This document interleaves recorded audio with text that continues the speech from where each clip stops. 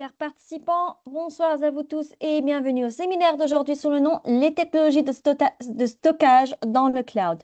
Ce séminaire se tournera autour des comptes de stockage, le stockage blob, la sécurité du stockage et enfin l'Azure File. Tout cela avec Dr Soufiane Mahalti, membre du corps professoral de l'université Mid-Ocean. Accordons maintenant la parole à Dr Soufiane. Dr Soufiane, la parole est à vous. Vous pouvez commencer votre séminaire. Bonjour Malak et bonjour tout le monde. Donc soyez les bienvenus dans ce séminaire euh, sur la technologie cloud et essentiellement sur les comptes de stockage.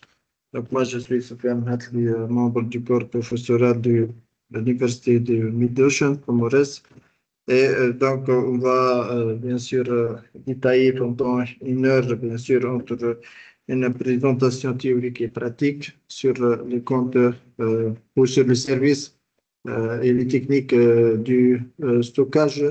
Essentiellement, on va travailler bien sûr sur le cloud de type Azure, mais bien sûr, vous pouvez faire l'analogie avec d'autres centres ou d'autres types du cloud du computing, que ce soit à savoir Amazon, GCP ou autre. Voilà. Donc, on commence avec une petite présentation. Donc là, on va travailler essentiellement sur les techniques, bien sûr, de stockage Amazon, Azure, pardon. Le planning, c'est le suivant. Donc, le service qui gère les stockages sur Azure, il s'appelle compte de stockage. Et on va détailler essentiellement deux types de temps de stockage qui sont, on appelle ça les blobs et on appelle un autre type, il s'appelle Azure File, mais il y a d'autres, hein. Il y a les files d'attente, il y a ce qu'on appelle Azure Table comme étant des bases de données qu'on va le discuter au fur et à mesure. Et bien sûr, je vais faire, je pense, quelques démonstrations pratiques pour bien sûr assimiler les choses et comprendre bien sûr de quoi il s'agit côté bien sûr pratique. Il y a aussi la partie sécurité, c'est-à-dire aujourd'hui, si je sauvegarde mes données dans le cloud, est-ce que les données sont bien sécurisées ou non? Peut-être qu'il y a des gens qui ont des soucis côté sécurité, ils disent voilà, le cloud il est non sécurisé et donc j'évite de sauvegarder mes données dans le cloud. Donc on va voir quelques notions qui sont intéressantes pour bien sûr que les gens ils puissent sauvegarder en toute bien sûr sécurité sans des lacunes bien sûr ou des issues ou des problématiques de sécurité. Voilà. Bien sûr, on va commencer avec donc le compte de stockage qu'on a déjà parlé. Et là, on parle du service. Donc là, le service, il s'appelle compte de stockage sur Azure. Et donc, l'idée, c'est quoi? C'est que aujourd'hui, si vous avez des données massives, voilà, certainement, vous avez différents types de données, hein. On a des images, on a des fichiers Excel, des PDF, peut-être vous avez des backups, vous avez des VM, des disques, comment, ou par exemple des bases de données ou autre, de la messagerie, etc. Donc, comment on va sauvegarder ça dans un espace de stockage Azure. Et donc là, Microsoft, elle propose, donc dans Amazon, certainement, on a un service qui s'appelle S3, c'est presque équivalent. Et donc là, l'idée, c'est quoi? C'est le compte de stockage, il va regrouper, voilà, tous les objets de données que vous souhaitez les stocker dans Azure. Donc là, comme vous remarquez, on a des différents types. Voilà, donc nous sommes dans différents types du compte de stockage ou de données comme les blobs, les fichiers, les files d'attente ou même les tables. Généralement, il va nous fournir un espace de nom unique. Donc là, le nom de compte de stockage, le nom ici, il doit être unique, surtout Internet, hein. Bien sûr, dans le domaine Azure, bien sûr, et qui est accessible via HTTP ou HTTPS depuis n'importe quel emplacement dans le monde. Donc là, peut-être vous êtes dans une multinationale, vous êtes dans une école comme ça, Mid-Ocean ou autre, peu importe l'environnement, vous pouvez partager des données entre, disons, entre l'utilisateur ou avec sa communauté, bien sûr, que ce soit une entreprise ou autre. Voilà. Donc, si vous choisissez, par exemple, dans ce cas de figure, si vous avez des conteneurs, on a le type des élémentaires des objets qu'on va les sauvegarder, il s'appelle blob. Et exemple des blobs, on peut choisir des images, des documents, des vidéos, des audios, des fichiers big data, du backup, de la journalisation, etc. On a aussi Azure Files ou les fichiers. Donc là, on va sauvegarder des dossiers de type TXT, exe ou même des logiciels. Là, par exemple, si vous êtes dans une société et vous souhaitez partager des logiciels entre vos collaborateurs, certainement, on va utiliser comme étant un NASA ou ce qu'on appelle un serveur de type de partage, hein, certainement. Donc là, dans notre cas de figure, même les machines, ils seront euh, comme étant on-premise, donc en local, je peux partager avec un compte de stockage cloud, un disque, voilà, ou peut-être un NAS, hein, voilà, avec un protocole bien défini qui généralement Microsoft est de type SMB. Il y a aussi les tables. Donc, les tables, on l'utilise souvent comme étant il y a un utilisateur ou un développeur dans l'entreprise qui cherche à créer une base de données. Donc, on va éviter de créer les bases de données en tant que de machines, hein. Vous connaissez que les bases de données sont des instances qui seront en exécution. Mais là, je vais créer une table, voilà, qui est léger, voilà, et je paie par giga. C'est pas par CPU ou du corps, hein, donc ce qu'on appelle les services de calcul. Et ça sera moins coûteux. Voilà, c'est ça l'idée. C'est que le compte de stockage avec ce type ou la facturation avec ce type de compte de stockage, c'est moins cher que celle de base de données avec le calcul. Alors, la troisième et la quatrième, ou le dernier type, c'est la file d'attente. Imaginez, vous avez peut-être de la messagerie ou de la communication entre deux éléments, un front-end avec un back-end d'un logiciel, d'une application qui sont en communication. Et certainement, je vais sauvegarder disons, la messagerie dans un emplacement de file d'attente. Donc là, on utilise les queues, on appelle ça les files d'attente. Voilà. Donc, lorsque vous allez créer un code de stockage, donc généralement, on a différents types donc, lors de la création. Le premier type qui est le plus polyvalent, on appelle ça le General Purpose V2 Standard, donc la première ligne. Et donc là, puisqu'il est polyvalent, il supporte les différents types de comptes de stockage qu'on a déjà vus, que ce soit des blobs, des fichiers, des queues, des tables, et aussi du tiering, hein, que ce soit les types de données sont HO, archive ou autre. On a un autre type qui s'appelle blob storage. Voilà. Et donc là, c'est celui-là. C'est objet blob de bloc premium. Donc là, c'est optimisé pour le stockage d'objets blob uniquement. C'est-à-dire, si je choisis ce type-là, je l'exploite seulement le blob, hein. Je ne peux pas certainement exploiter les autres types. Il y a le file share, donc là, il est conçu essentiellement pour le partage des fichiers via le protocole, disons, SMB. Et on a le bloc storage. Donc là, il est destiné pour essentiellement pour les calculs ou les blobs à haute performance. Généralement, si vous avez quelque chose premium par rapport au standard, c'est qu'on a dans le premium des faibles latences hein, par rapport à ce qu'on appelle les types généralement standards. Voilà. Voilà.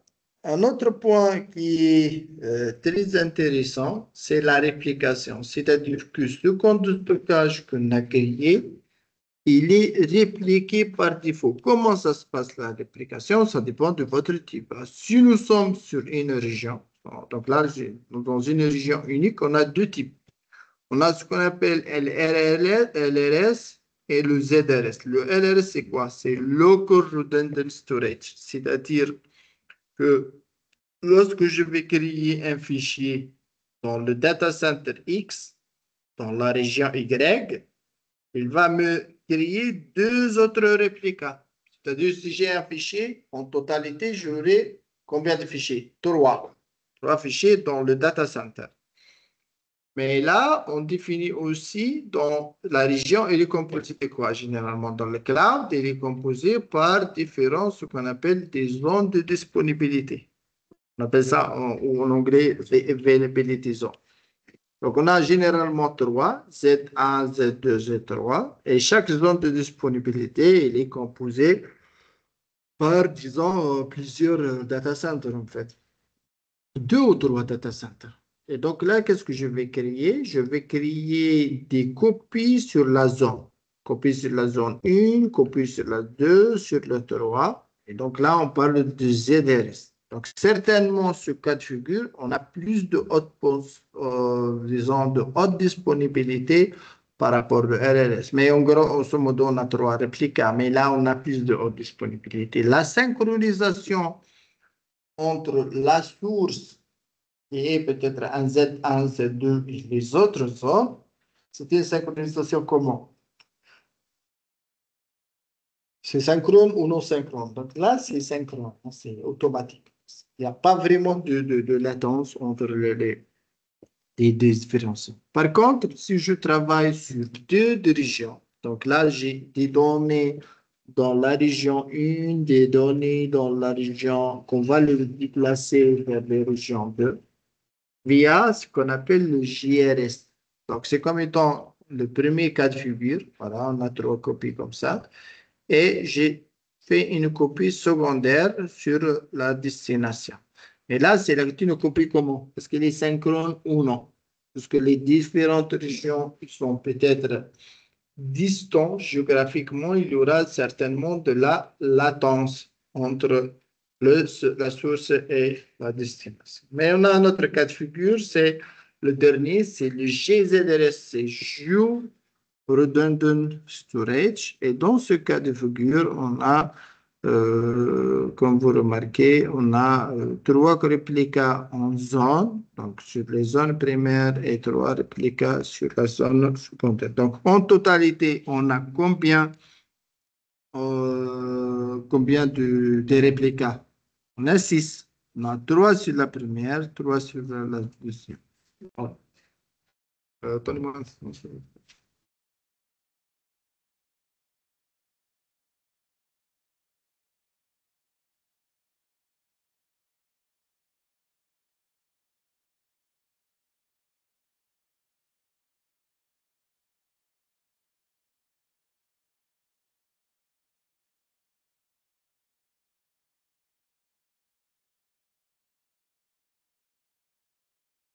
OK. Donc, comment choisir le compte de stockage? Donc là, on va définir un nom. Donc un nom, voilà, un nom unique, c'est le nom du compte de stockage qui doit être généralement, il y a des exigences hein, dans le choix du compte de stockage. C'est du minuscule. Il doit être unique. Donc, lorsqu'on va créer le compte de stockage, on ne peut pas vraiment mettre ni de majuscule, ni un nom déjà existant. Et après, tu choisis lequel du type, hein, blob, table, queue, file. Et même tout ça, on peut le personnaliser avec un CNAME bien défini dans les enregistrements DNS. On va faire un petit démo pour la création.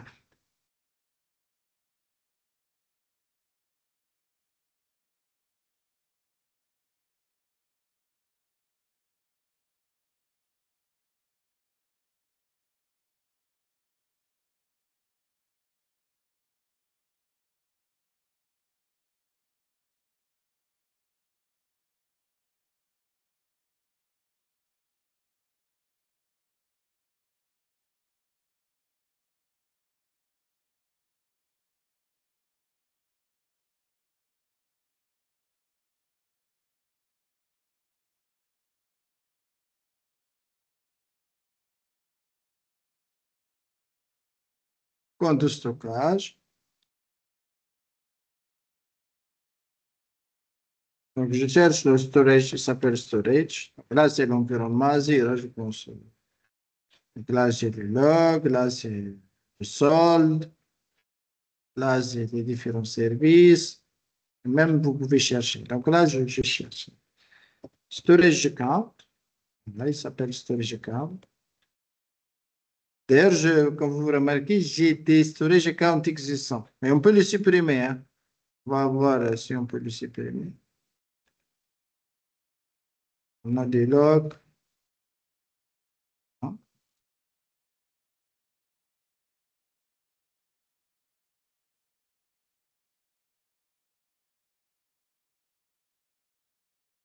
On va voir delete sur des comptes de stockage existants. Sinon, je vais créer un nouveau. Hein. Donc, dans dev, je choisis dev comme un code de ressources. Et là, j'utilise par exemple un compte qui s'appelle Dimedosh. Ou par exemple, j'utilise majuscule hein, pour voir. Voilà, vous remarquez que le nom majuscule n'est pas acceptable. Donc, il doit contenir au moins 3 jusqu'à 24 caractères en lowercase. Voilà, Dimedosh. Voilà. Donc, comment on va choisir la région? Donc, la région la plus proche, je cherche en Afrique. Hein.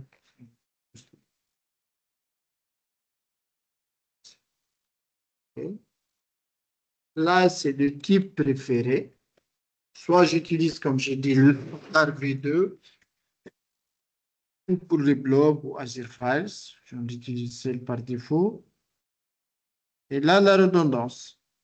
On a dit 4 types. Il y a le LRS, le ZRS, le GRS et le GZRS.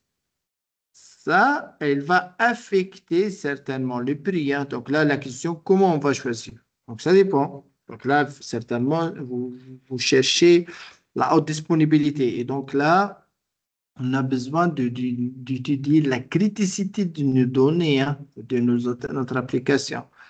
Et après, je vais pousser les données dans l'emplacement ou le compte de stockage ou le type de compte de stockage qui convient.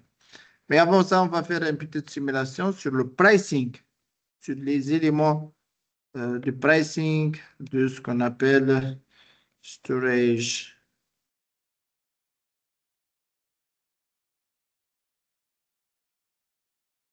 Ah, je cherche les prix.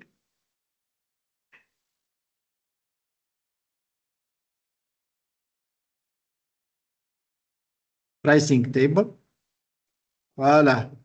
Donc, j'utilise mon namespace. Là, le RLS, le GED, il y a même en lien. Donc là, j'ai en Cap, en Afrique.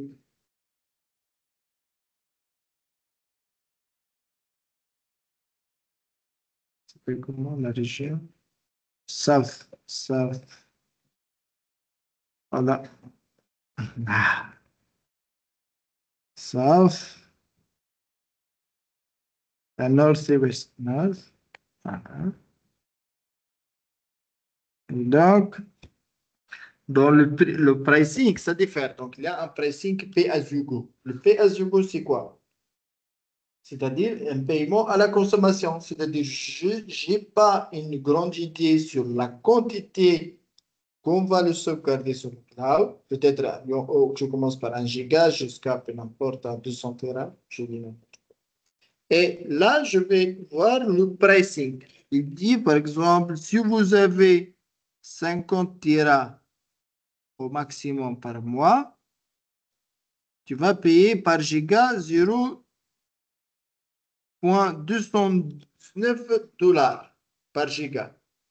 Là, c'est le prix dans un châssis premium. Voilà. Si je choisis, donc là, c'est 0,219. Si je choisis un GRS,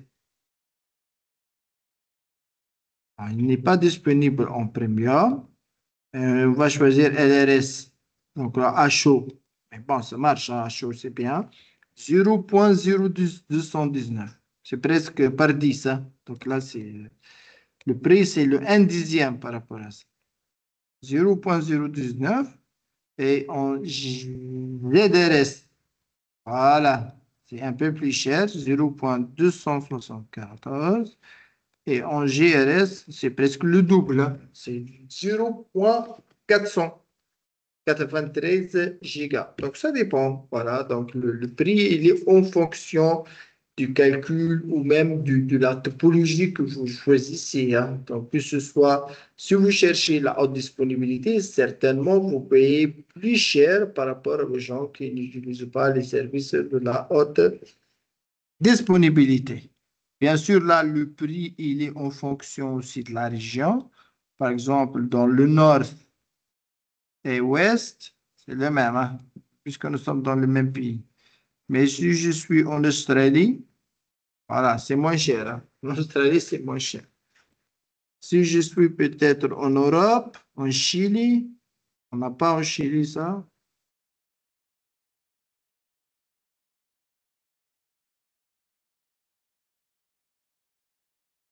Cat Spain. Voilà, en centre de l'Ouest, c'est moins cher aussi. Ah, ça dépend. Hein. Donc là, 0,37, c'est plus cher par rapport à l'Afrique. En Switzerland, c'est plus cher. Le plus cher actuellement, c'est le Switzerland. Mais ça, en fonction du coût. Hein. Donc, en Switzerland, peut-être le pouvoir d'achat, c'est plus élevé par rapport aux États-Unis, par rapport en Afrique, en fait. Donc là, ça dépend. Ça dépend. Le même service, on peut le déployer partout dans le monde dans différents pays, voilà, avec des coûts différents. Certainement, là, il y aura des formules de calcul sur l'environnement de notre utilisation. Voilà. Donc, le compte de stockage aussi, on peut, il y a un pare-feu. Donc là, il côté réseau. Donc, on a un pare-feu. Et ce pare-feu, qu'est-ce qu'il dit? Il dit que je peux accéder à mes données dans le compte de stockage à partir de n'importe quel réseau. Sinon, je peux accéder seulement à partir des réseaux virtuels ou des adresses IP sélectionnées. C'est quoi la différence entre réseau virtuel et adresse IP sélectionnée? Généralement, les réseaux virtuels, ce sont les réseaux qu'on va les créer sur le cloud.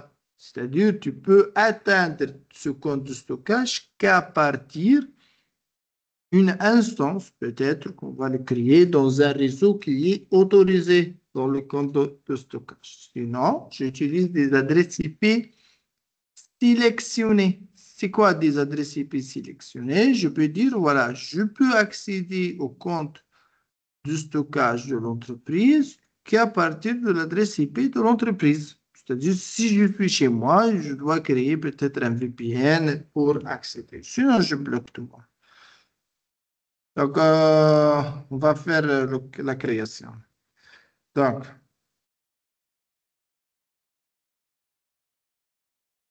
le minimum, c'est là. Voilà. Pour le compte de stockage, on peut activer un REST API pour un développeur peut-être. Il va faire des queries via des REST API.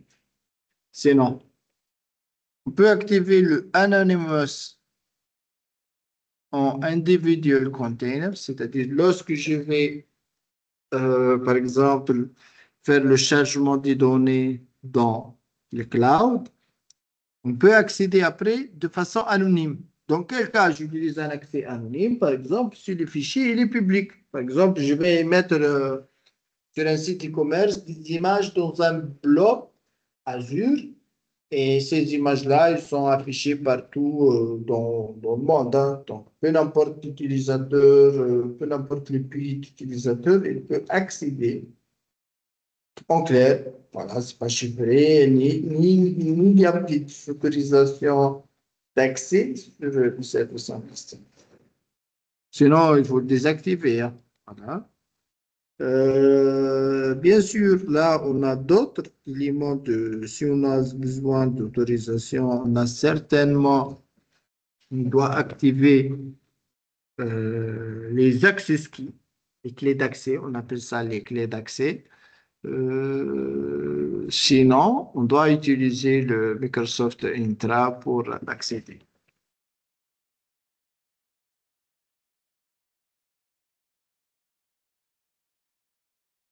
On peut pousser aussi les fichiers dans le compte de stockage à travers un SFTP. C'est quoi le FTP? C'est le FTP sécurisé. C'est comme étant, on a un client FTP, comme FileZilla ou autre, et un serveur. Ah.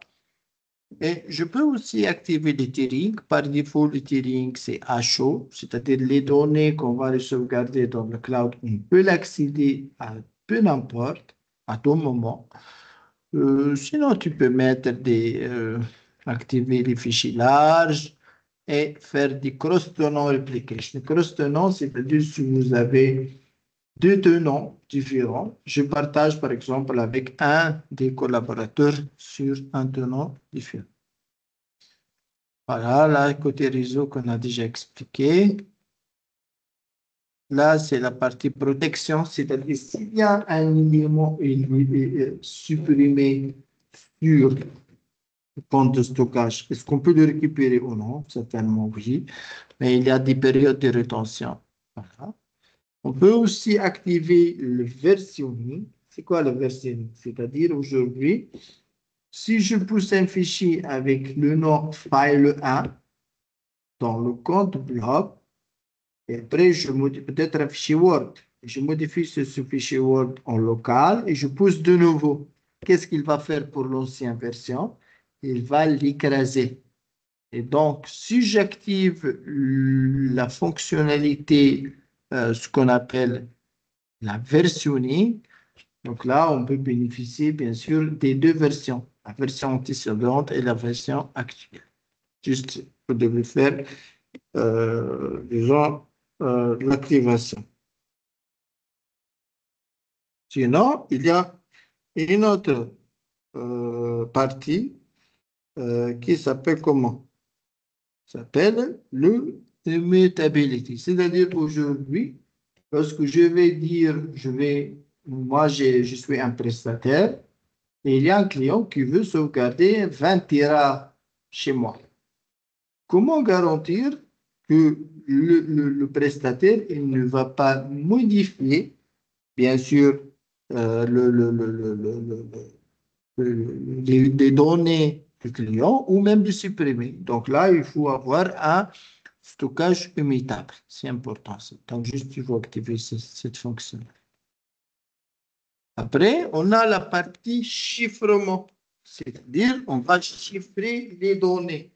À quoi sert le chiffrement? C'est que les données qu'on va le sauvegarder dans le cloud, ils sont comment? Ils sont chiffrés. C'est-à-dire qu'il n'y a pas quelqu'un qui va faire du sniffing ou de man in the middle sur Internet pour, même s'il est capable de capturer le trafic, il est comment? Il est chiffré. Et là, on définit deux types de chiffrement. Il y a le chiffrement qui s'appelle comment? Il s'appelle le MMK et un chiffrement qui s'appelle CMK. C'est quoi la différence entre ces deux-là? Le MMK, c'est un chiffre, on appelle ça le Managed Microsoft Managed Key. Donc là, les deux sont deux méthodes de gestion généralement des clés. Parce que lorsqu'on parle de chiffrement, certainement, il y a un algorithme de chiffrement et on a les clés de chiffrement. Et le secret du chiffrement, il réside où? Dans l'algorithme ou dans les clés? Généralement, dans la gestion des clés. Et donc, la méthode MMK et CMK, ce sont deux méthodes de gestion des clés de chiffrement dans le compte de stockage Azure. Et donc là, la différence principale, elle réside dans le contrôle que vous avez sur les clés. Dans MMK, les clés, donc le premier par défaut, celle-là c'est par défaut, les clés de chiffrement sont gérées automatiquement par Microsoft. Donc là, c'est la méthode la plus utilisée par défaut. Donc l'avantage, c'est quoi? C'est qu'on n'a aucune configuration requise.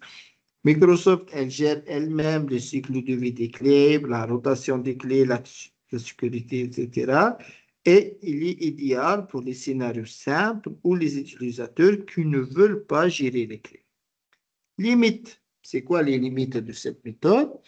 C'est qu'il y ait moins de contrôle sur la gestion des clés et il est moins adapté aux exigences, par exemple, de conformité qui sont dans certains cas strictes. Par contre, si j'utilise le CMK, il va vous permettre de gérer vos propres clés de chiffrement via un Azure Key Vault ou un HSM. Bien sûr, HSM, c'est dédié. Et donc, l'avantage du CMK, c'est quoi? C'est que vous avez un contrôle total sur la création, la rotation et peut-être la révocation des clés et qui permet de répondre à des exigences de conformité réglementaire qui sont peut-être dans certains cas plus strictes. Voilà. On peut sauvegarder peut-être les clés dans un Azure Key Vault. Donc là, si vous choisissez ça, certainement, il va vous afficher voilà, Azure Key Vault. Voilà, et qui va chiffrer les clés qu'on va le sauvegarder en local. La limite de cette méthode, c'est que la configuration elle est plus complexe et elle nécessite une gestion active des clés. Voilà. Next, il y a les tags, là, ce sont des étiquettes à ajouter. Et là, on va créer le compte de stockage qu'on a déjà déclaré dès le début. Voilà. Donc, on a bien créé le compte. Voilà. Côté exploitation, donc là, côté exploitation, certainement, vous pouvez, que ce soit sur le compte de stockage, créer des conteneurs. Les conteneurs, c'est équivalent des dossiers, hein. Et dans chaque dossier, on va créer peut-être ou ajouter des images, des fichiers audio, des fichiers vidéo, des Excel, des PDF, ce que vous voulez, certainement. Voilà, donc là, c'est la création du compte de stockage ou du type blob. Voilà, il est bien créé. Donc là, vous devez créer le conteneur, que ce soit privé ou comment anonyme. Voilà, j'ai accès anonyme. Donc, s'il est privé, donc certainement, on n'a pas d'accès anonyme. Si on a créé anonyme, on peut bénéficier d'un accès public comme étant pour tout le monde. Là, c'est le niveau d'accès au blob. On a déjà vu que le niveau il est à chaud, à froid, en archive. Et donc là, cette gestion, on peut le faire de façon automatique, c'est-à-dire dire que lorsque je vais modifier dans les fichiers, à partir du moment de modification, je vais les déplacer, par exemple, du à chaud vers à froid après 30 jours, hein, ou peu importe la durée que vous devez bien sûr les évoquer. Donc, on peut créer une règle qui s'appelle Life Cycle Management ou la gestion du cycle de vie pour déplacer les fichiers d'un environnement à un autre. Pour plus, bien sûr, de haute disponibilité, dans certains cas, on va faire la réplication d'objets blocs. On va répliquer d'un environnement d'une région 1 vers une région 2. Et dans ce cas, il faut créer deux comptes de stockage, un compte sur la première région, un compte sur la deuxième région, et pousser les données du compte 1 vers le compte 2.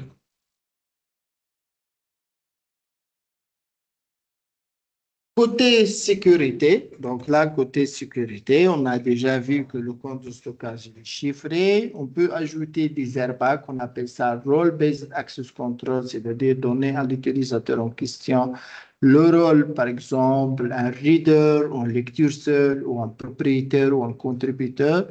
On peut chiffrer côté client. On peut gérer aussi les signatures d'accès, les SAS, là, c'est pour donner des limites ou des accès juste à temps, voilà, pendant une durée bien déterminée. Je peux bien sûr insérer l'accès anonyme, hein. On a déjà parlé de ça. Sinon, je peux activer au niveau disque décryptage du disque. Donc là, c'est le SAS. Donc, vous devez faire des autorisations lecture, modifier, supprimer, je ne sais pas quoi, get, let, etc. Donner la période dans laquelle le lien il est autorisé. Donner l'adresse IP. Et là, activer, par exemple, seulement le protocole HTTPS et il va vous générer quelque part une URL qu'on va le partager quelque part avec notre destinataire. Voilà le type d'URL qui contient des informations comme le compte de stockage, la version, les services, l'heure de début, l'heure d'expiration, la signature et le protocole en question. Là, c'est la partie chiffrement. On a déjà discuté ça. Voilà, chiffrement MMK ou CMK. Et bien sûr, il y a des règles générales sur les bonnes pratiques de sécurité de compte de stockage. Généralement, on doit utiliser ce qu'on appelle un stockage accès en HTTPS. Il faut faire du monitoring, surveiller au serveur, surveiller les accès au serveur, vérifier toujours l'heure d'expiration, voilà, donc vérifier les ressources à laquelle on peut accéder, voilà, vérifier la facturation parce que c'est important, on a différents intervenants sur la partie facturation. Voilà.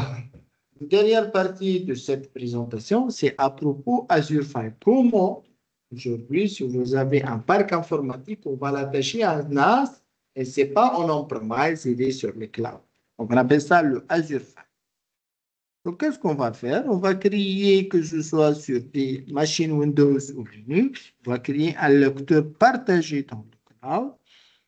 À travers un port, voilà, le port 4445, on doit vérifier que ce port-là, il est bien activé dans votre cas de figure et il n'est pas bloqué peut-être dans le pare-feu.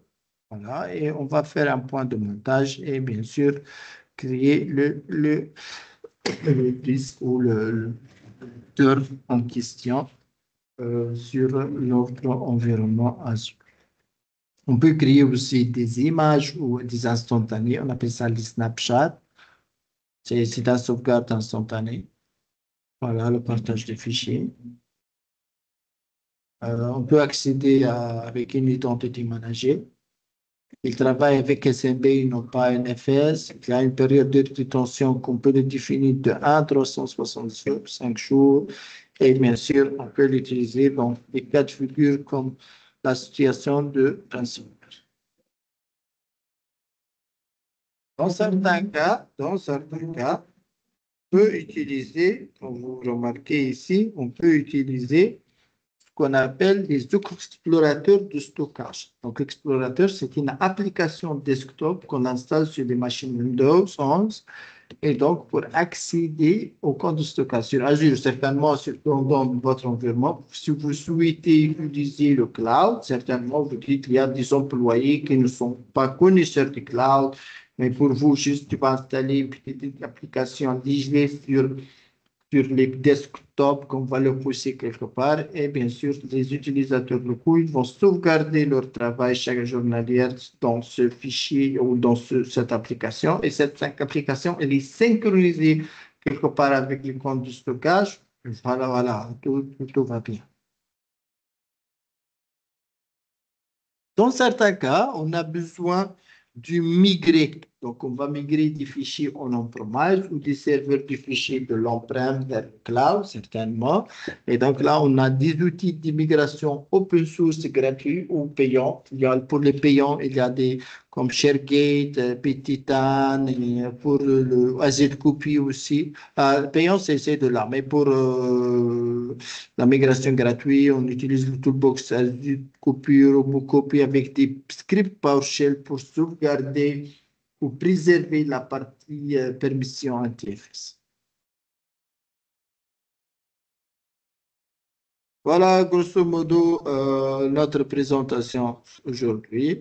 Donc, on a vu les différents éléments du stockage Azure essentiellement, les techniques d'infrastructure essentiellement, comment créer le compte, créer des stockages de type blob, Azure Files et les mécanismes, bien sûr, de sécurité sur le cloud. Bien sûr, si vous avez des questions, soyez les bienvenus pour les répondre ou bien sûr si vous avez des commentaires.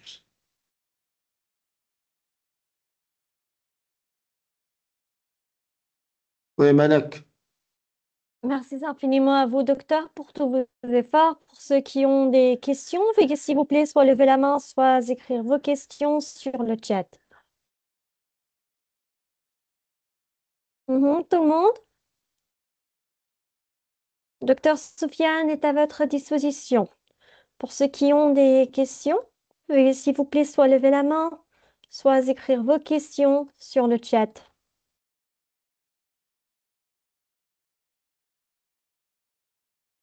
Tout le monde a bien compris? Il n'y a pas de questions?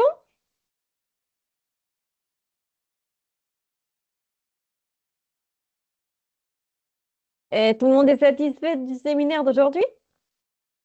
Voilà, nous avons une question ici.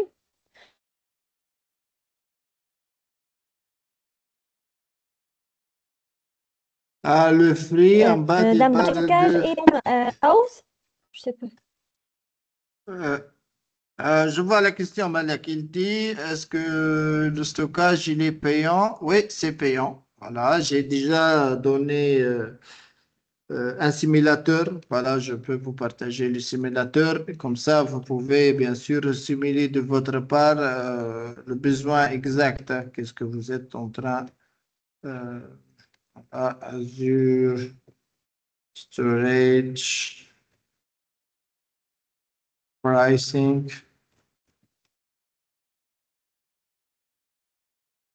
Ah,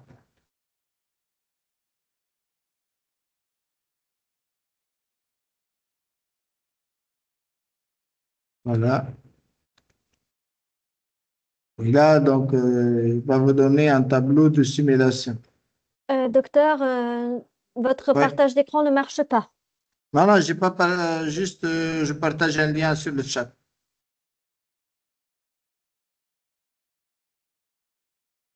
Non, non, j'ai partagé, Malek, sur le Ah, chat d'accord, d'accord, docteur. le lien. Parce que la question, c'est à propos, est-ce qu'il y a un pack gratuit? Bon, gratuit, Microsoft, elle donne 200 dollars, un compte fritier, c'est-à-dire 200 dollars par année, voilà, que vous pouvez le bénéficier.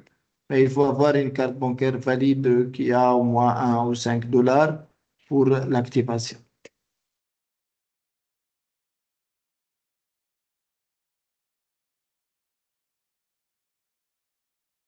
Super. Donc, pour ceux qui ont des questions, veuillez s'il vous plaît soit lever la main, soit écrire vos questions sur le chat. Docteur Soufiane est à votre disposition. Donc, si vous avez des questions, veuillez s'il vous plaît soit lever la main, soit écrire vos questions sur le chat.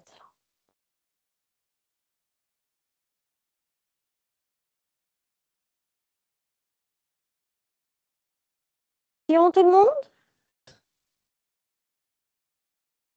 Tout est clair?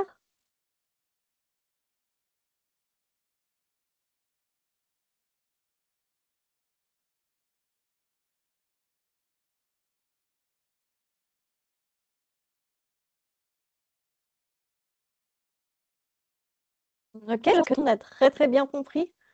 Je pense que tout le monde a très très bien compris et qu'il n'y a plus de questions. Peut-être, oui. À la fin du séminaire d'aujourd'hui, docteur, voulez-vous ajouter quelque chose? Bon, l'idée des technologies cloud, qui sont des technologies émergentes. Ça existe partout dans le monde, on l'utilise, que ce soit pour des particuliers ou même des corporates, les entreprises, etc. Ils sont similaires. Donc, comme j'ai dit, soit aujourd'hui on a choisi peut-être Azure, peut-être la prochaine fois on utilise un cloud public, en fait, comme Amazon, GCP. Ils sont très, très similaires. Ils offrent des services qui sont émergents comme le stockage, avec quelques spécificités. Le pricing, peut-être, c'est pas le même, etc. Mais côté fonctionnel, c'est un peu similaire que vous pouvez bénéficier et utiliser dans vos entreprises essentiellement pour sauvegarder de façon sécurisée vos services ou vos data de façon générale. Voilà, c'est l'un des services les plus consommés.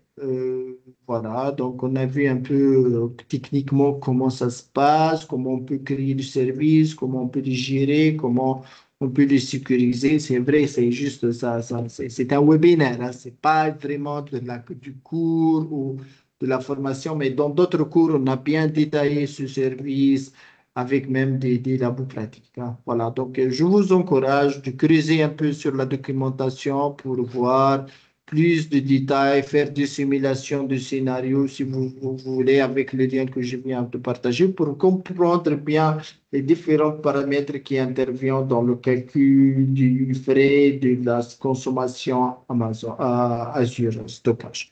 Voilà, c'est tout, hein.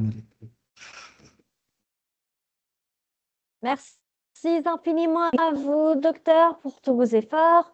Merci aux participants pour avoir participé au séminaire d'aujourd'hui. Attention tout le monde, nous avons un certificat de participation.